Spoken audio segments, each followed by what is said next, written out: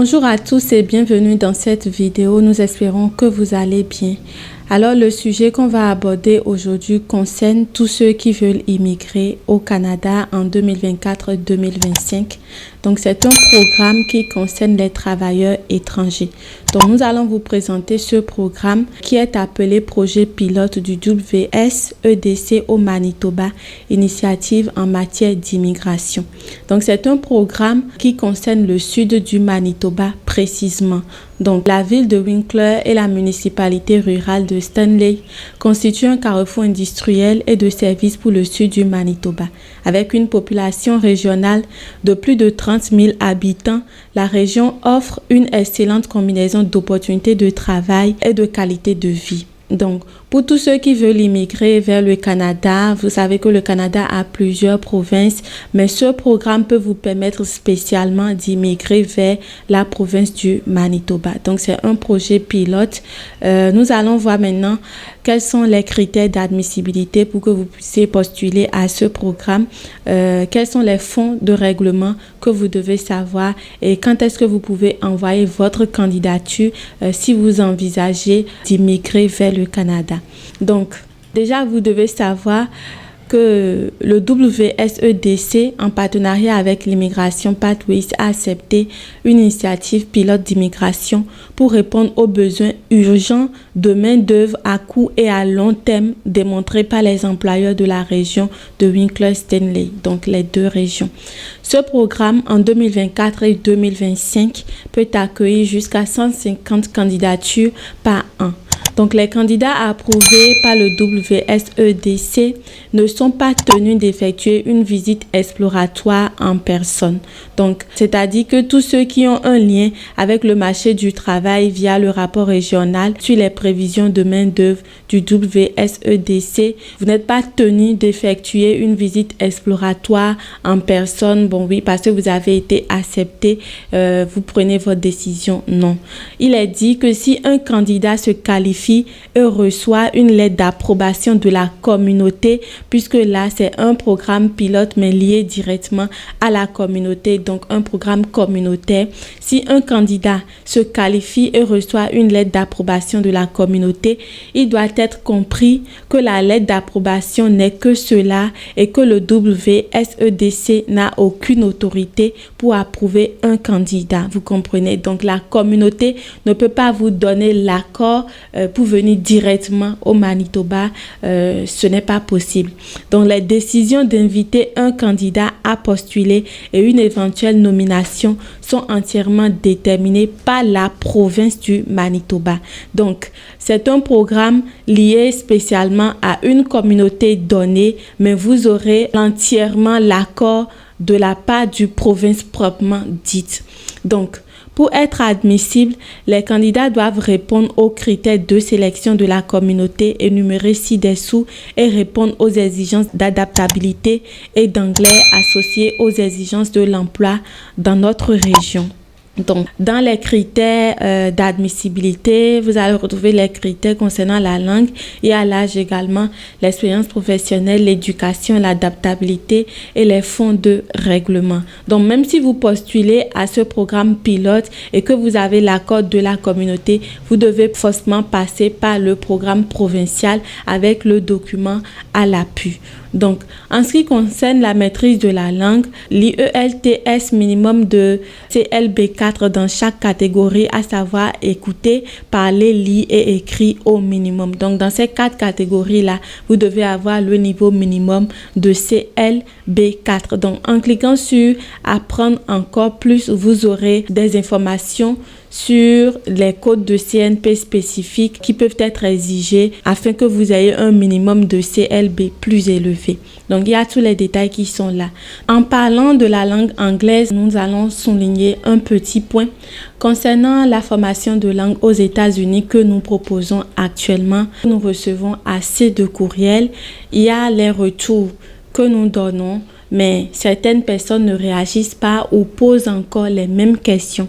Donc, nous avons détaillé le programme, comment la procédure, vous devez vous inscrire et tout. Nous avons détaillé généralement, mais certaines personnes envoient encore des courriels pour des précisions que nous ne comprenons pas.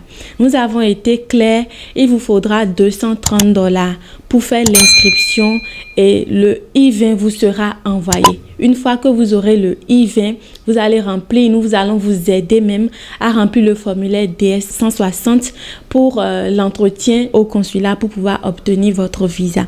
Donc, il y a tous ces détails qui sont donnés. Ceux qui veulent les informations sur le coût de la formation, les frais d'assurance et tout, nous envoyons toutes ces informations par courriel également. Mais là, nous allons être stricts, ne le prenez pas mal.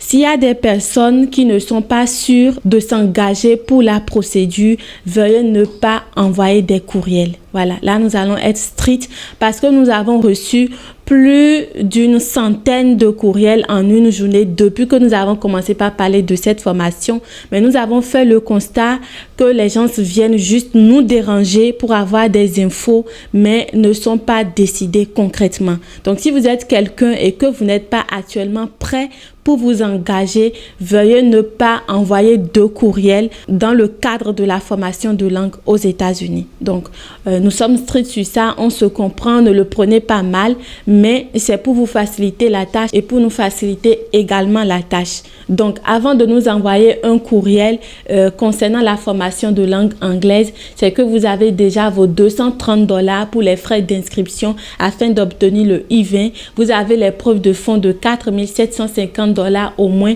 pour 9 semaines de cours d'anglais. Et si vous avez ces documents-là qui sont prêts, vous pouvez nous contacter pour avoir plus d'informations ou pour votre inscription. Mais dans le cas contraire, veuillez ne pas envoyer de courriel. Pourquoi que ce soit pour nous déranger? Non.